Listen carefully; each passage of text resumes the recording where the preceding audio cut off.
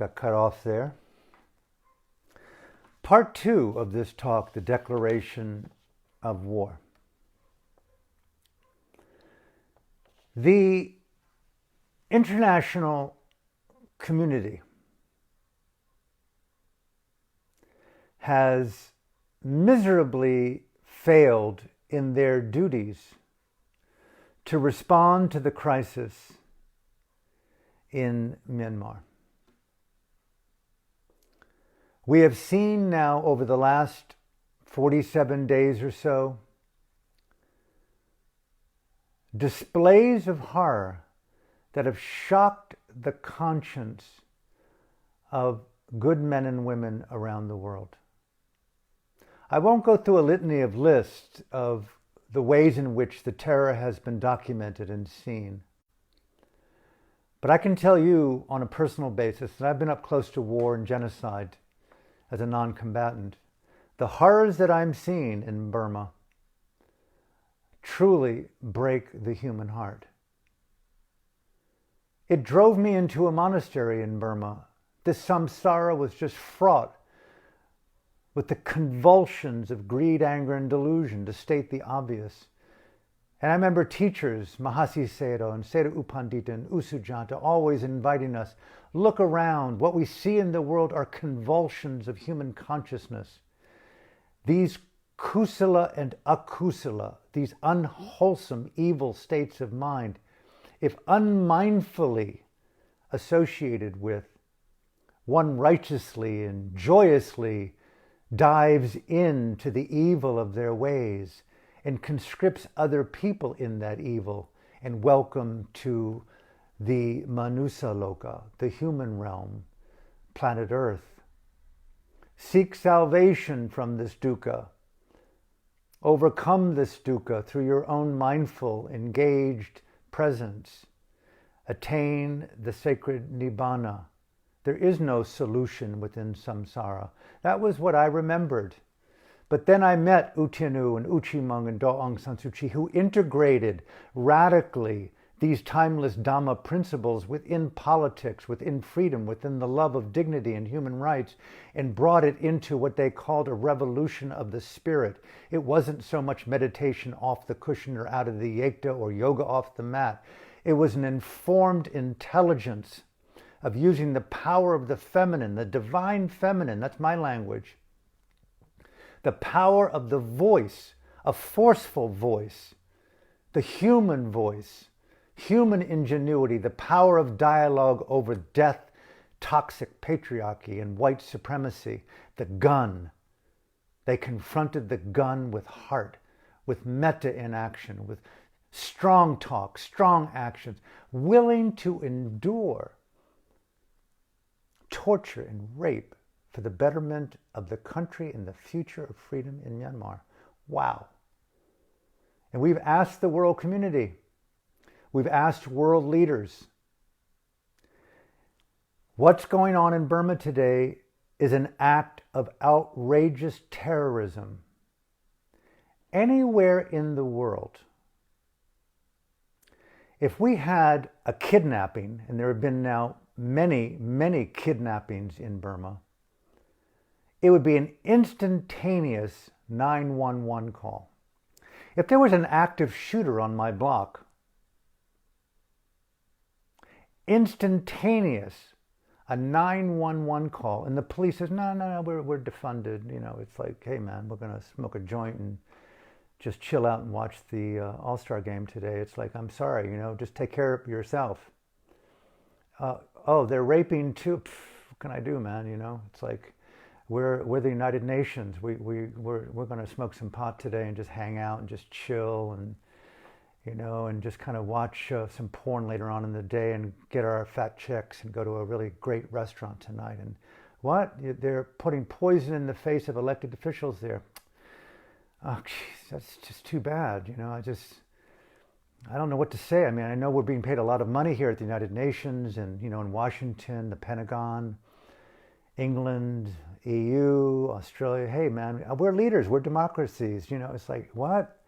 They're shooting. They're assassinating people. They're shooting at the heads of boys and girls on the streets, peacefully protesting. in America and Canada, Australia, 911. 49 days after the 911 call. And there's no word for how pathetic it is. There's no word. I mean, I don't know. I've never really looked to government, never looked to leaders, and bear with me here. This is my final talk. I'm moving into the next iteration, my new book, which contains Burma, contains human rights, but I want to get into that and include the struggle in Burma. But this is it for Burma right now. I never really was down on governments and militaries. I never trusted them. And frankly, I still don't. I hate even talking about them. I don't like appealing to them. I don't like asking them for anything because they're losers. They're in positions of power because they're machines, they're trolls, they're vacuous. They say one thing and don't have the moral courage to actualize it. It's called hypocrisy. And government leaders, presidents and prime ministers are by and large bona fide hypocrite, loser, poser, profit monger, morally vacuous fucking idiots. And I'm sorry to say that, but I would say that to their face, and I'm saying it right now. You have failed Burma. You failed Syria. You screwed up Iraq. You failed Afghanistan. There are so many examples of your failed diplomacy based upon armament stocks and stock options going up for you so you can play fucking golf and talk about what it means to grow older with fine wine and collusion and making Donald Trump bad. Blah, blah, blah. Blah, blah, blah. No one's willing to tell it straight. The boys and girls on the street in Myanmar now are talking straight. They've been talking straight. And they said a 911, we're not going to wait for you to intervene, but please, aren't democratic nations part of a family? Isn't the United Nations part of a tribe? Don't you care enough about human rights and a global family? Is it just rhetoric? Yep, just rhetoric. You've got an active shooter over there, right? Hey man, we got a restaurant booking tonight with my family and friends, and we're gonna masturbate and watch some porn afterwards. You know, we'll catch you later. Maybe we'll do a press conference at the end of the day and have a unified statement in the world community about how what's going down in Burma is wrong. And meanwhile, in Naypyidaw, if I were Ming Online, I'd be laughing at what a fucking joke it means to belong to a world community. Point 6, the world community has failed Burma. End of story. Been asking now for weeks to send one of those fucking ships from the South China Sea, just moseying around over there between China and Taiwan, acting as if you're doing something special when you're in Alaska and China's just belittling you, America, and you're basically wimping back and taking it. Send one of those ships into the Andaman Sea. I've been saying it now for 6 weeks. Failed mission. Remember, the talk today is about failed missions and how the people of Myanmar have now openly declared unrestricted war on a terrorist group.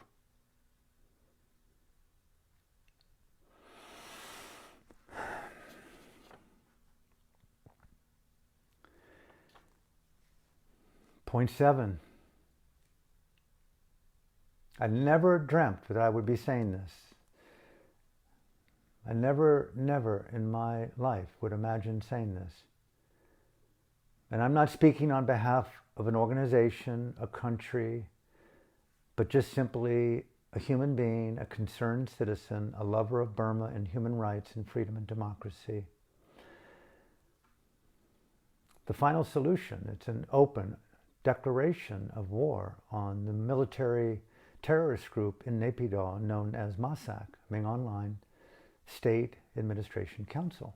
And I'm echoing the words of a gentleman now who's escaped in hiding, who has said to the ethnic minorities, and we can see the Federation of Freedom Fighters for the Liberation of Myanmar from a terrorist group and the restoration of democracy in a national federation country of unified ethnicities, including all of them equally in a new founded resurrection of a parliament in Naypyidaw after MAH-SAC is gone.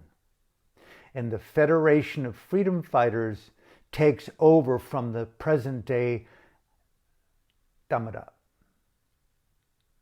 Declaration of war. And I would like to spend the last half of this sharing in my own way of talking of what it would mean to me to manifest war. I think many of us would have many different concepts associated with the word war. We think of guns and killing. That's not exactly how I'm using it. I'm saying unrestricted engagement to take out, non-negotiate with the terrorist Ming On Hlaing, his men, wives, cronies, and fellow commanders. You're gone. It's over. So I've outlined here some points that I think are important to go through as I can as a list. Number one, the Federation of Freedom Fighters in Myanmar. The Arakan Army, the Kachin, the Chin, the Kaya, the Shan, the Mon, the Karen, the Wa, all of them. Do whatever is required on Zoom or Facebook or your own chat group. Unify, unify, unify. Train, train, train in tactics. Look at history. Look at the history of the African National Congress in South Africa, the ANC. Look at their turn from nonviolence to guerrilla tactics. Look in Ireland. Look at anywhere in the world where you can gain insight and take it to Ming On Hlaing and the terrorist group. Overcome differences. This is the time to do as General Aung San did back in the 40s. Guerrilla tactics, unrestricted war through information, money, time, education, non-human targets. I'm going to get into that. But the Federation of Freedom Fighters rock on in unity. Change the name. Let the world know now that there is an organization called the Federation of Freedom Fighters in Myanmar for the liberation of the country from the terrorist group. The terrorist group, MAH-SAC, not the army, not the Burmese army, not the general, not the military, not a military coup. That's too much legitimacy. Call it what it is. Let that name embed in the conscience of the world. You're fighting to release your country from the grip of an Angulimala terrorist group. The world would have intervened to stop Pol Pot's Khmer Rouge and the 1 million+ people torturously killed. The world unified to stop Hitler, the march of extermination. Burma has been turned into a ghetto like Hitler did in 90 areas of the German-occupied Europe, 90 distinct Warsaw-like ghettos. The Warsaw Ghetto, the largest. Starve them to death. Let them die of lack of hygiene. Let them die of disease. Take their money. terrorized them. And what happened? The women and the men and the boys and the girls, they rose up and declared war on the Third Reich. It's called resistance. The power of resistance and the courage inherent in morally imbued resilience. You, freedom fighters, and you, the people of Burma, Gen X, Gen Z, point two, you now are the young Nelson Mandelas. You are the guerrillas. You're the ones learning the tactics to make yourselves an annoyance to the terrorist group Saddam Hussein Aung Hlaing. Done. Whatever you need to do to learn how to appropriately interrupt the apparatus of terror in Burma. Freedom fighters, the Federation of Freedom Fighters, and the Gen Z, the Gen X's, the boys and girls on the streets, in the homes right now, being shot at because we don't know what's going down. The internet is down under the darkness of this terrorist group. And the world is watching. Screw you, man. Gen Z, Gen X, all of you, man, rise up in your power. You've got my support. And point three, all those freedom fighters around the world, and I've met so many of them in the jungles of Burma, all those so-called mercenaries, that's not the word, freedom-fighting foreigners, freedom-fighting foreigners joining the Federation of Freedom Fighters in Myanmar to overthrow the terrorist group MAH-SAC. A call to arms worldwide of men and women anywhere in the world, with your armaments, with your intelligence, with your training in Iraq and Afghanistan and Syria, whether you be from Canada, Australia, whether you're Russian, does not matter. Go to the borderlands of Myanmar, infiltrate, and let all of us out here find ways to funnel private funding to support the Federation of Foreign Freedom Fighters to infiltrate Myanmar and fight Saddam Hussein in Naypyidaw, support the ethnic groups, support Gen Z, Gen X in their guerrilla tactics, and we have this third front of foreign freedom fighters. You will be funded. We will find ways to fund you. There are so many people in the world that privately want to fund you. Screw leaders, screw the UN, all that is done. You failed.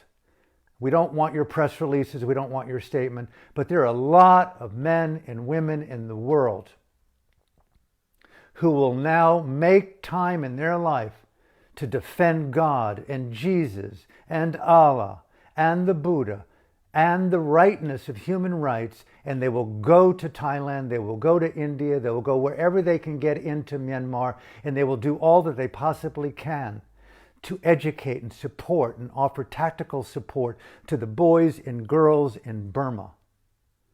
Point four.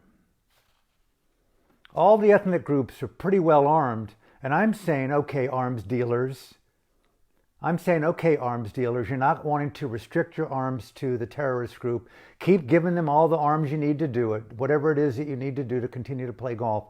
But all those other arms dealers out there, and governments in the world as well, since you won't respond to their 9/11, provide high quality weapons. Let them fight on even ground with the terrorist group, just like you would when you sent American soldiers onto the ground in Iraq, in Afghanistan, when you went to Pakistan to take out bin Laden. Do what you need to do to help these boys. They have no future.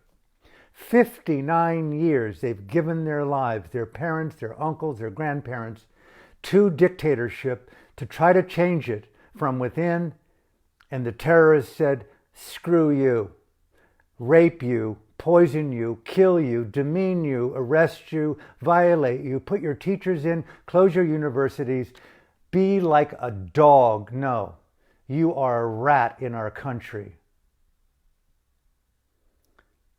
Provide arms for these people. A declaration of unrestricted war on a terrorist group. It's not a military coup. They are out of control evil.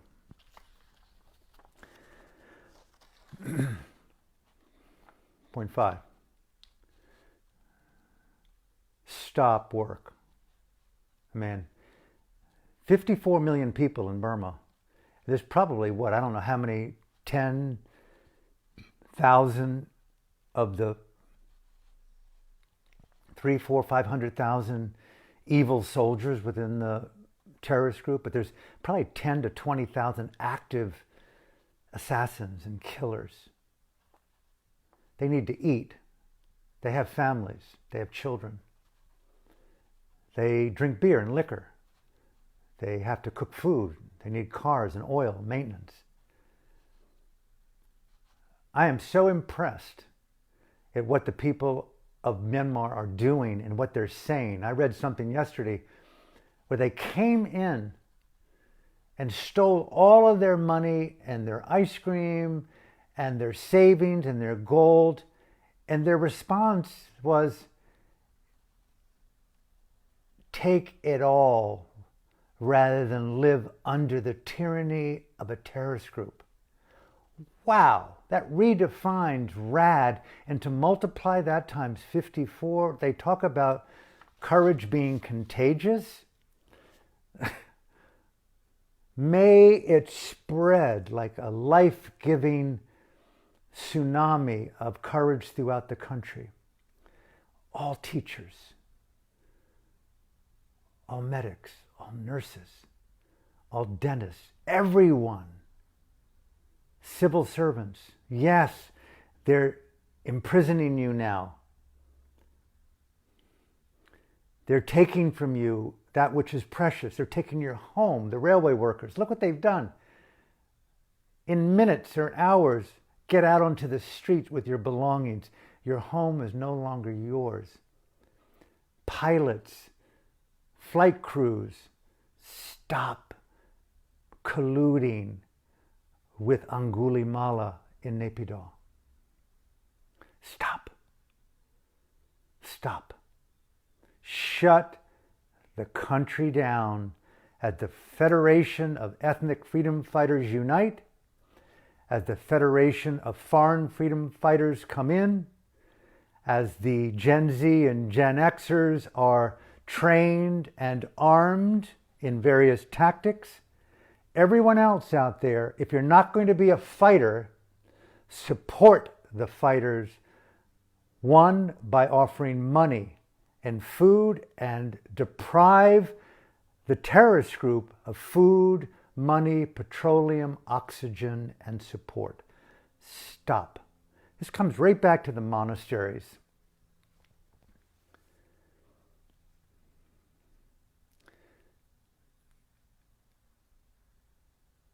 In 2007, Saffron, killing nuns and monks chanting the Metta Sutta. Is that on the horizon? Who knows? This guy is so out of control. My sense is that the only way to prevent that tragic inevitability is to elevate, increase the veracity of the Sangha's effort. When I use the word Sangha, I'm only speaking here about nuns and monks, but active yogis. Those aren't necessarily who've shaven their heads, but those who were ardent in wanting to empower their Dhamma in radical, karuna-driven action and find the eightfold path of a more immediate, revolutionary expression of compassion in action, of metta in action, of Dhamma in action. Deprive the terrorist group of sanctity, support, of oxygen, of decency, no collusion. What does that mean? Not only to not participate, but to elevate. We don't just not indulge in kilesa, we engage in kusala, right? What is a kusala Dhamma in action behavior as Sangha members? I would think it would be so radical. Not to turn